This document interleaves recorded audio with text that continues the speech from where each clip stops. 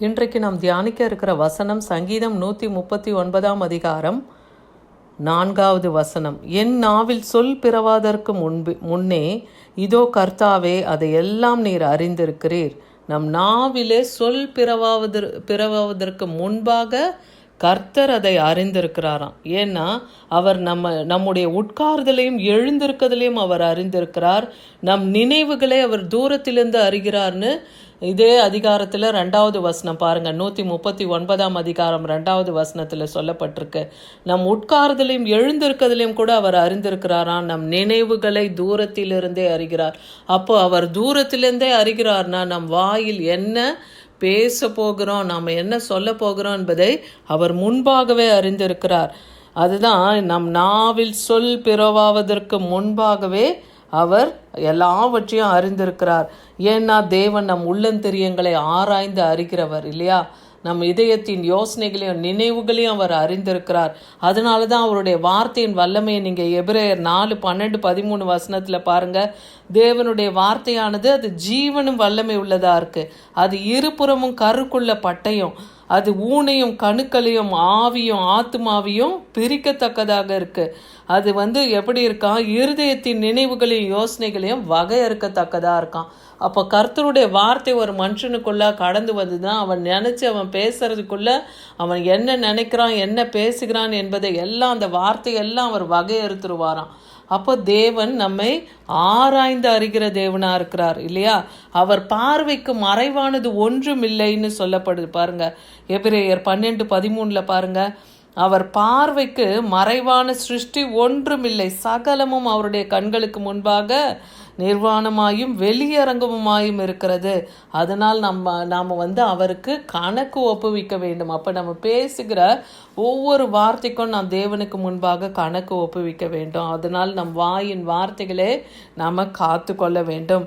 ஏன்னா ஒரு மனுஷனுடைய வாயின் வார்த்தை எப்படி இருக்கும்னு சொல்லி மத்தேயு 12 அதிகாரம் 35-37 வசனங்கள் வரைக்கும் பாருங்க. நல்ல மனுஷன் இருதயமானது நல்ல பொக்கிஷத்திலிருந்து நல்லவைகளை எடுத்து காட்டுமா, கெட்ட மனுஷனுடைய பொல்லாத பொக்கிஷத்திலிருந்து பொல்லாதவைகளை அவன் எடுத்து காட்டுவானா. அப்போ இருதயத்தின் ஒரு மனுஷனுடைய நல் காரியம் தீமையான காரியம் என்பதே அந்த மனுஷன் நல்லவனா கெட்டவனா என்பதை அவன் வாயின் வார்த்தையை வைத்தே நாம் கண்டுபிடிச்சிட முடியும். அவன் பொல்லாத நினைவுகள் நிமித்தம் தான் அவன் வாயிலேருந்து பொல்லாத வார்த்தைகள் வரும். அதனால நம் மனுஷன் பேசும்போது வீணான வார்த்தைகளை யாவையும் நாம் என்ன பண்ணோம் குறித்து நியாய தீர்ப்பு நாளிலே நாம் கணக்கு ஒப்புவிக்க வேண்டியிருக்கோம். அதாவது வீணான வார்த்தைகளை நாம் பேசி ஒரு நாளையை நம்ம வீணாக கழிக்கிறோமா, வீணான வார்த்தைகளை பேசுகிறோமா, அதுக்கெல்லாம் நம்ம நியாய தீர்ப்பில் தேவனுக்கு கணக்கு ஒப்புவிக்க வேண்டும். ஏன்னா வேத வசனத்தை அறிந்த நாம், கர்த்தரை அறிந்த நாம், இந்த செய்தியை கேட்கிற நீங்கள் ஒவ்வொருவரும் என்ன செய்யணும், நாம் பேசுகிற ஒவ்வொரு வீணான பேச்சுக்கும் நம் நியாய தீர்ப்பிலே கணக்கு ஒப்புவிக்க வேண்டும். அதனால் நம் வாய்க்கும் உதட்டுக்கும் காவல் வைத்து நம்ம ஞானமாய் எதை குறித்தும் பேசுகிறவர்களாக இருக்கணும். 37வது வசனம் பாருங்க. உன் வார்த்தைகளினாலே நீ நீதிமான் என்று தீர்க்கப்படுவாய், உன் வார்த்தைகளினாலே குற்றவாளி என்றும் தீர்க்கப்படுவாய். அப்போ அந்த வாயின் வார்த்தையே நமக்கு தீர்ப்பே கொடுத்துடுதான். அதனால தான் ஒரு வசனம் சொல்லுது, நீ ஞானம் விளங்க உன் வாயை திறன்னு நீதிமொழிகளில் சொல்லப்படுது பார்க்குறோம். அப்போ ஞானம் விளங்கன்னா மற்றவங்களுக்கு பிரயோஜனமுள்ள வார்த்தைகளை பேசுகிறவர்களாய், ஆறுதல் படுத்துகிறவர்களாய், பலப்படுத்துகிறவர்களாய், பலவீனர்களை தாங்கக்கூடிய வார்த்தைகளை பேசுகிறவர்களாய் நாம் இருக்கணும். அதனால தான் நம்ம வாய்க்கும் உதட்டுக்கும் காவல் வைக்க சொல்லி சங்கீதம் 141:3வது வசனம் பாருங்கள். கர்த்தாவே என் வாய்க்கும் காவல் வையும், என் உதடுகளின் வாசலை காத்து கொள்ளும். அப்படி நாம் தினந்தோறும் கர்த்தரிடத்திலே கேட்கணும். அப்படி நாம் விண்ணப்பித்து ஜெபிக்கும் பொழுது நம் வாய்க்கு தேவன் காவல் வைப்பார், நம் உதடுகளின் வாசலை தேவன் காத்து கொள்ளுவார். சங்கீதம் 19:14 பாருங்க. அவர் நம் கண்மலையும் என் மீட்பரும் ஆகிய கர்த்தாவே, என் வாயின் வார்த்தைகளும் என் இருதயத்தின் தியானமும் அது சமூகத்தில் பிரீத்தியாயிருக்கும் இருப்பதாகன்னு சொல்கிறார் இங்கே சங்கீதக்காரன். அப்போது அவர் தான் நமக்கு கண்மலை மீட்பு. அப்போது நம்முடைய வார்த்தை, இதயத்தின் நினைவு, தியானம் எல்லாம் கர்த்தருக்கு பிரீத்தியாக இருக்குன்னா நம்ம பேசுகிற காரியம் எல்லாம் அவருக்கு பிரீத்தியாக அன்பாக இருக்கணும்.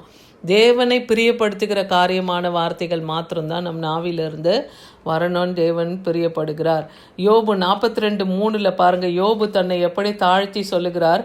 அறிவில்லாமல் ஆலோசனையை மறைக்கிற இவன் யார்? ஆகையால் நான் எனக்கு தெரியாதையும் என் புத்திக்கு எட்டாததையும் நான் அறியாததையும் அலப்பினேன் என்கிறேன்.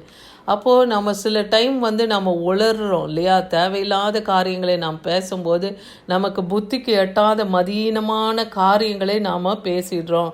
அதுதான் யோபு சொல்கிறார், அறிவில்லாமையால் ஆலோசனையை மறைக்க இவன் யார்?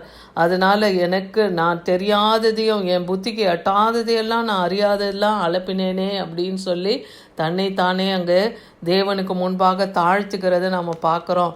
யாக்கோபு 1:26 பாருங்கள், உங்களில் ஒருவன் தன் நாவை அடக்காமல் தன் இதயத்தை வஞ்சித்து தன்னை தேவ பக்தி உள்ளவன் என எண்ணினால் அவனுடைய தேவ பக்தி வீணாயிருக்கும். அப்போ நம் நாவை அடக்காமல் நம் இருதயத்தை வஞ்சித்து நாம் தேவ பக்தி உள்ளவர்கள்னு சொன்னால் அந்த பக்தியே தேவ பக்தி இல்லைன்னே சொல்கிறார். அப்போ நாவு எவ்வளோ முக்கியமானது பாருங்கள். நாவின் அதிகாரத்தை குறித்து நீங்கள் யாக்கோபு 3 ஃபுல்லாக எடுத்து வாசித்து பார்த்தீங்கன்னா அதில் நாவின் அதிகாரத்தை குறித்து கொடுக்கப்பட்டிருக்கோம். இதில் 2-10 வசனத்தை நான் கொஞ்சம் சுருக்கமாக உங்களுக்கு சொல்கிறேன். நாம் எல்லோரும் அநேக விஷயங்களில் தவறுகிறோம். ஒருவன் சொல் தவறாதவன் ஆனால் அவன் பூரண புருஷனும் தன் சரீரத்தையும் கடிவாளத்தினாலே அடக்கி கொள்ளக்கூடியவனுமாக இருக்கிறான்.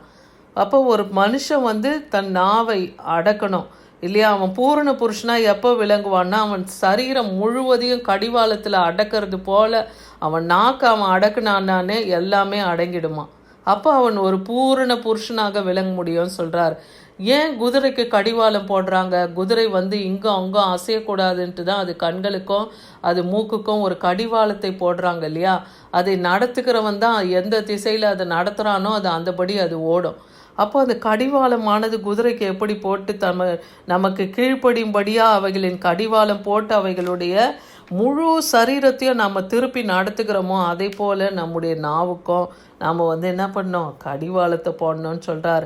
அதே போல் ஒரு சிறிய சுக்கான் எப்படி ஒரு பெரிய கப்பலை எந்த திசையில் அது திரும்பணும்னு சொல்லி திருப்பதி அதை நிறுத்துவதற்கு காரணமாக இருக்கோ அது போல தான் நம்மளுடைய சிறிய அவயமாகிய இந்த நாவு பெருமையானவைகளை பேசும் பாருங்கள்னு இருக்குது. அப்போ இந்த சின்ன நாவு தான் பெருமையான காரியங்கள்லாம் பேசுகிறது. அதே போல் இந்த சிறிய நாவு எதை குறிக்குதான்? நெருப்புன்னு சொல்கிறார். ஒரு சிறு நெருப்பு எப்படி போய் ஒரு பெரிய காட்டையே கொளுத்து விடுகிறதோ அது போல தான் இந்த நாவு ஒரு மனுஷனை அழித்து விடும். அதனால் நாவும் ஒரு நெருப்பு தான். அது அநீதியின் நிறைந்த உலகம்னே கர்த்தர் இந்த வசனத்தில் சொல்கிறத பார்க்குறோம். அதனால் நம்முடைய அவயங்களிலே நாவானது முழு சரீரத்தையும் கரைப்படுத்தி ஆயுள் சக்கரத்தை அழித்து போட்டுருமா. அப்போ நீங்கள் தேவையில்லாத வார்த்தைகள் நம் வாயிலிருந்து புறப்படும் பொழுது அது நம் ஆயுசு நாட்களையே குறைத்து போட்டுரும்.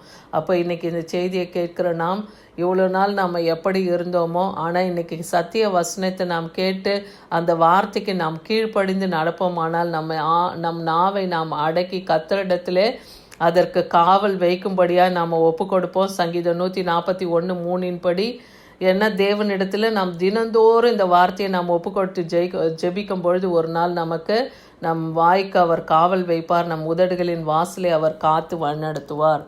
ஆமேன்.